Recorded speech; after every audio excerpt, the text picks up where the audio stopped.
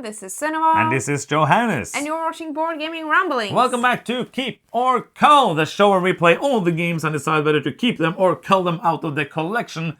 More games. We have played many smaller games now from Spiel. Yes. Because we got sick and we were tired and we worked so much, so we are still trying to play the bigger games, but we are excited to share with you some smaller games that you might not have heard about, and maybe you will find some new cool games and maybe you'll find some not cool games. Remember that even though we cull a game, if we say it's good, it might be good because we don't have room for all the games, or else we would have all the games and no space to live.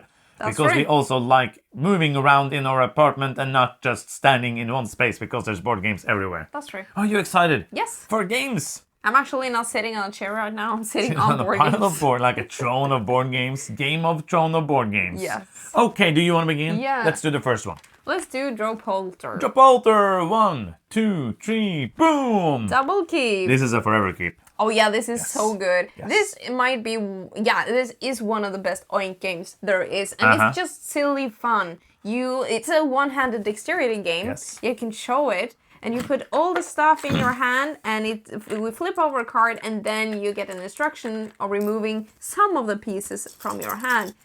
So remove the seashell and the square, for example.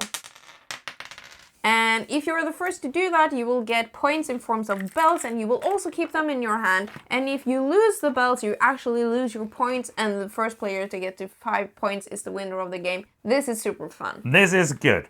And I have to say thank you to the So Very Wrong About Games podcast because they made me understand this game existed. Made me understand. They thought Recommended it? They spoke about it. Yes. I didn't know the language I was trying to say.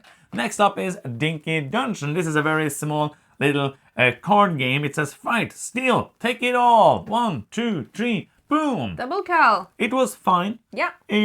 It's very, if you like Take That and you like a small little card game, I think you will like it. Yeah. Every single card has like a wildly different ability, and they're trying to play these cards from your hand to change, like do very different things, but most of it you're trying to get cards from a pile and get enough points in your hand to basically win the game. It's pretty straightforward, fun enough, never need to play it again. I agree. Wholeheartedly. Next up we have Pixies. Pixies. Do the paddle. Do the paddle. 1, 2, 3, boom, doing the paddle. Oh, it's a keep for me, actually. You were calling it. This is a very simple pattern building game. You're drafting cards. Yes. And you are placing them in a grid. And you're trying to get them like verified, or what it's called. Yeah, so you need 2 of the same. Yes, that will actually score you points, and you will want to have a lot of the same color adjacent to each other. It's very simple, very fun, very fast. It plays like in 30 minutes, maybe faster actually with 2 players. Yeah, I played it with 5, you didn't. No. And then there's 3 rounds, and it was too long with 5. Yeah.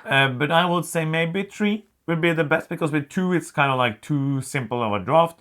So maybe 3 would be the best. Like, we can keep it, it's but very we can small. call it, it's fine for me. Okay. Yeah. It's a review copy. I'm going to try to be sure to say that. Touch It is a review copy. This is a weird game. Yeah. Should we do the paddle first? No, I'm just going to show a card. You're just going to show it. Basically, you have a card that has 4 different things on it. And on the other side is the correct thing. But also, I can't show this. I can feel this. So it has like, the card has stuff on it that's basically, I can feel what this is. So it's basically a speed game. You're drawing a card, trying to feel the thing, saying, now! And you say, this is the guitar. You show it, you get a point. That is the game. Are you ready? Yes. Let's do it. 1, 2, 3, boom! No. No! I'm just kidding. Really? I was just like, okay. I was just kidding. I like the concept of this. I love you said double call before looking at Oh, my yes. paddle. I was so sure. But you could actually keep this because you're really good at it. And that was the most boring part for me, was not getting to feel my way around the card at all. Before you just like, got it. I'm just like, I don't know. What is this? It's a novel concept. And I think some people will like it, but it's not a stayer for us. I agree. Next up, it's Midsummer Night's Dream. This is a shedding ladder climbing game. Are you ready? Yes. 1, 2, 3, boom. It's a double cow. This was fine. It was okay. It has kind of... The rulebook is not very good written in English, and also it has this very strict way of how you get to play your cards. So it feels kind of like it plays itself more than I have like choices of, oh, should I try to do this now or that. It feels more like I look at the cards that's out there. That means I have to play this kind of set. Do I have that? Yes, I will play it. Do I have that? No, I will not play it. I would say like you have a few opportunities if you want to just play higher in the same category, or if you want to play like a level up from the cards that were played previously. And maybe when you get really good at this game, you can see what is smart in that. But I don't know what cards other people have on their hand. No. Because like mostly this game has ended by we're getting to like the top level and then a player just has that. Yes. That's their lost cards. Yeah. And I couldn't have stopped it. Maybe I could if I've randomly done some other stuff previously. But I don't know what other people have. No. So then it just like felt a little like not twisty enough for my taste. I agree. It was fine. Next up we have... Oh, it was a review copy. Next up we have 1 AM Jailbreak from Sashi and Sashi. Yes. Are you ready? Yeah. 1, 2, 3, boom! Double Cull. Yes. Talk about it. It's a game. It's a game, but it doesn't feel like I have much influence over it. Like, even more than in Midsummer Night's Dream, I felt like I don't know how to make a decision to actually have some impact over what's happening. Some people said, and I really enjoy it, because this is an 8+ years. This is like a family game. Yeah. Because Sashi and Sashi, and I really liked what this one person said on our Discord channel. You can join if you want to. And you can also subscribe. Both of them are free. Yeah. You can do it. Good options. Do both. If you want to do just one, subscribe. So they said that some of the Sashi and Sashi games are supposed to be family games, and some of them are supposed to be gamers games, but there's no way of knowing it. So this one had an interesting way when you play cards and you draw cards as well, but it feels very easy to play whatever, because you can play just whatever you want as long as it's the same amount of cards, one more or one less. You can even add a card to the other players so you can play even more cards. So it's just like, it was way too little restrictive. Yeah. So it felt like I could just play basically almost whatever I wanted, and it was not very exciting. But yeah, if you have like people you want to introduce to trick takers and want it to be very loose, maybe kids, families. Kids, I would say, yeah. Maybe that. Next up is Frying Masters. Fry your masters. Master. 1, 2, 3, boom. It's a double keep. Yes. This was surprisingly fun. This is fun. It's a dexterity game. You are basically using a card like this to get things up from and you have a plate in your hand that has different symbols on it, and you're trying to get those things and place them on the plate and try to finish as many plates as you can and try to score points, because points are good. That is the game. Yeah, and you have some rules that changes like the round. Like this time you don't want cilantro on your plate. I don't know. You never want cilantro on your plate. That's true. But it was very slippery. Yes. So it's very hard to actually get anything on the spatula. But it's a very fun game, and I really want to play it again. Yes. Next up, we are going to have Panda Spin. This is another shedding game from Cull, which is pretty cool. And it is a game where you spin cards like a panda. Pew! Because we all know that pandas are mostly known for spinning. They're like, whenever you see a panda, it's like spinning. The infamous spin panda. Are you ready? Yes. 1, 2, 3, boom. It's a double keep. I really like this. Me too. Okay, that was... bye! Okay. No, I think this is a great, fun little game. You are playing with different set of cards. If you play with a maximum number of players, you're playing with all the cards, or else it's going to be like different cards. You have a hand of cards, and you play a shedding game, a ladder climbing game. So I play cards, somebody plays a higher than me, you can play bombs. But when somebody is pausing, they get all their cards back, and if there's no blue cards, they flip all the cards to the blue side. So they now upgraded for good and bad, because sometimes you're just like, I would have liked this to be not 2 jacks, but just 1. So I could actually use it in like a ladder of different ones.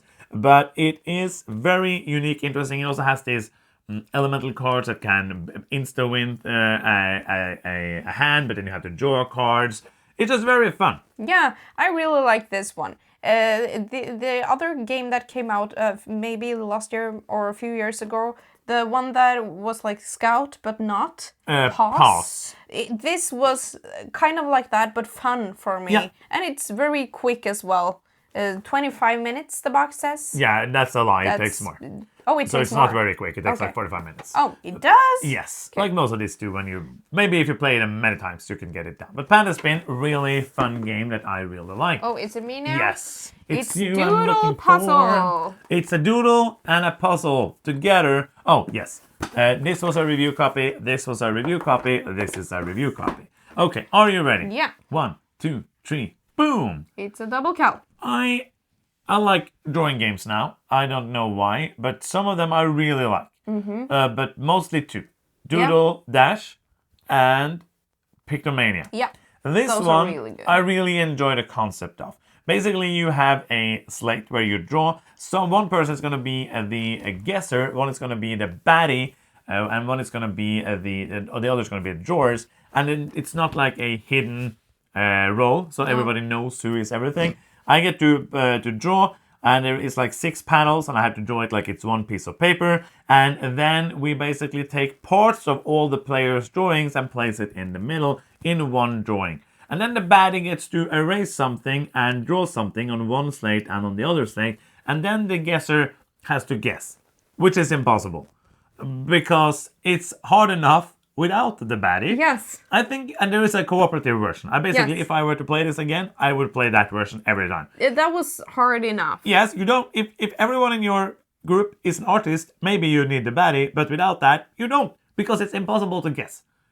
Because you have 1 minute to draw something. It's very hard to draw, and especially since people are drawing it different ways and you put it together, it just looks like a rambled mess. I thought it was a fun concept, Yes. but it was a little too many parts of the game that was like a little, not fiddly, I would say, but it took an amount of time. And it fell a little flat for me when that happened. Pick it over the other part drawing games that I really agree. like. The coolest thing about this game is that you have these red kind of filters that you can see then the other people doing the thing, the guesser, but you will not see the color of the marker. Drawing. The drawings. Yes. Very hard word to remember. They will do the thing. But so it looks like they're just pretending to draw. That's the funnest part. It's kind of magical because everything is yellow and you don't see the yellow in there. You see like, why are you drawing nothing?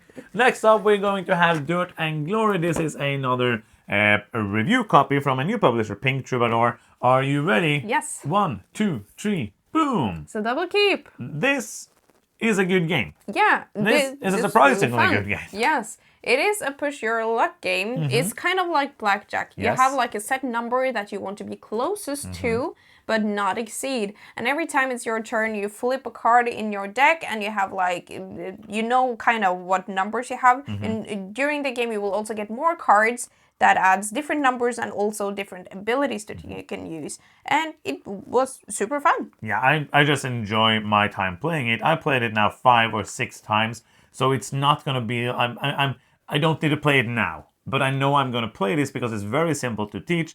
And everybody we played it with, like we played it with a friend, and then it was like his wife came and he was like, we have to play this again because it's a lot of fun. It's very simple, and it is just like, and it's 20 minutes with 4 people, which I think, or it's 20 minutes with 3 people at least, which I think is really good playtime. Highly recommend this if you want a. It's tactical, it has some strategy, but it also has some luck, but in a very nice package. Highly recommend it. Next up, we're gonna have... Righteous of the Ganges card and Karma. Are you ready for the thing? Yes. 1, 2, 3, boom. It's a double Cull. This one was on the list at Spiel, and we love Righteous of the Ganges. We do. So we wanted to get it. But I would rather just play Righteous of the Ganges. I must say that I enjoyed this version of Righteous of the Ganges because you have a display of cards and you can either kind of use those as dice or spend cards to buy the actual things on the card. And the cards symbolize dice in a really cool way. Yes, so you will see what colors you get, but it's hidden with what numbers. So it kind of simulates, you know that you're getting a die, but you're rolling it, and that part is random. And I thought it went pretty snappy. It was fun. You had some moments when you saw, you really need that card. I don't need it, but I have to block you from getting it because you have this race like you have in the Righteous of the Ganges. I found this fun, but we have too many games. But basically, it's another game where you take a very good game and you make a good implementation of it. Yeah. Because it has a lot of similarities, but just does it in a not as good way. Because Riders of the Ganges is a fantastic game. This is simpler. This is a simplified version of it. So it takes less time, I think. It takes less space. It's simpler to get into. It's a good game. So if you are looking for a good intro game or like a step-up game and you enjoy Riders of the Ganges, this might be one to get. Next up we have Rumblebots, Last Bot Standing. Are you ready? Is something of this review copies? This is no, none of them. Okay, none of them. Cool. None of them. 1, 2, 3, boom. Yes, were you unsure as well? No, but I was very unsure what happened over at your side because you were very unsure. I was. Yeah. The thing is... Double Cull, by the way, but Johannes was very... for this... Yeah. I would have kept this. Oh. And it's not because they're the same. Because they're really not. No, but you have that push your luck. Not push your luck, but like the flipping of random cards and making a deck. And I get it in a quicker fix with this. Yes. Because I really like this game. Yes, I like the concept a lot. You are building up a deck of robots. You are randomly shuffling them, then flipping them. It's kind of like you're kind of playing war. You're trying to get to the number that the other player has as a defense. You're trying to build the deck so you can have the highest number of defense, cool abilities. All of this is very fun, but it's a bit too long. Yes. For what I'm getting from it. It says 60 minutes. I think like you could play it in 60 minutes before, and that would be fine. But for me, like this is the same. It's not the same game at all, but the same kind of. They're adjacent in like more and less of the pure Euro game that we usually play. So these are in the same category of games for me. Like in a Venn diagram, these would be like interlocking. This could be in the same space in Things in Rings. Yes. So I would say that. But here you get like more of the deck building feeling than in Dirt and Glory. You have very limited options. Here you can really think, okay, I have a lot of this color. They match very good together. This is really good. But that one card, it doesn't really match with the rest of my deck. But that is really good. And you are both trying to have a really good attack, but also you need to have a good defense. If you don't, your attack will probably go to waste. Yes. So yeah, it's a fun one. Super fun, but we will a little too long. Next up, we're gonna have Polaris. This is not a review copy. It's from Simona Luciani, which we are a big fan of, and Andrea Mainini. Are you ready for the paddle? Yes. 1, 2, 3, paddle time! It's a double cull. Double cull. It was fun. I enjoyed it. It's very abstract. It is enjoyable. It's kind of a Ticket to Ride-ish game because you are drawing cards and then you're trying to play good cards that work together, trying to score these different scoring goals. Also, you have your own hidden goals. The coolest thing about the game is that if you turn off the lights, you will still see it again. Yeah, that was fun. Because it's glowing in the dark. This whole box, which is awesome. I don't know if it was my expectation of the game that was, I don't know, different. But it felt like I could do so little before the game was ending and the scoring, because you have like the scorings for the different parts of the sky. And when people are playing cards, it triggers the scoring. So you could be like, okay, I really want to build myself up to that scoring, and you feel like you don't really get to do it, and you could like potentially get a lot of points on those scorings, but I usually ended up getting 0 or 1, and that felt so dissatisfactory to me. So it felt a little, I don't know, maybe if I know that this is a game that I will get very few points, might like it more, but it wasn't, it felt like I was building up and I didn't like get to the climax. I also think you didn't win. That's true. Because I didn't get. I really liked that actually by the game, that you had very short time. So you had to, and the longer the game you got, the shorter the time went between each scoring. So you had to choose and pick which you try to score and try to get in, sneak in there. Very tight board. I really enjoyed much of it, but I'm never gonna be like I had to play it again. Yes. So I think I liked it more than you. There's did. Only one more game, right? Yeah, so this is a review copy of Neodreams from the same designer who did Furnace, which is a game I really like. Are you ready? Yes, I am. 1, 2, 3, boom. It's a double Cull again. Yes, this was fun. We said, and we often say this, which is not to belittle the game, but we often say that if we had played this 8 years ago, 10 years ago, we would be like, wow, this really is cool. like it. But the more games we play, the harder it is to be like, wow, this is cool. And this is it has an interesting worker placement system where you kind of reset, and everybody in the row where you reset to will get their workers back. It has a pretty cool engine building part of it, but not to compare them at all. But like Furnace from this designer is the one I would choose to play over this, even though they're not similar in most ways, even though they're both engine builders. I enjoyed everything I did in this game, but it was not one where I was like, I want to play it again. Yeah, this is a really solid game. I enjoyed the time with it, but as you said, we have so many games in the collection now. In the beginning of our gaming career, we kind of had an open spot for, because we didn't have the things filling that demand or need from before, but now I have a lot of games in this. Okay, we want a 30 to 60 minute game, not that hard to teach, cool interaction, because this has that, but I already have other games that I'm more fond of, and so this then will go out of the collection, even though it's a solid game. So those are the games. 14 games, we kept 4, and we culled 10.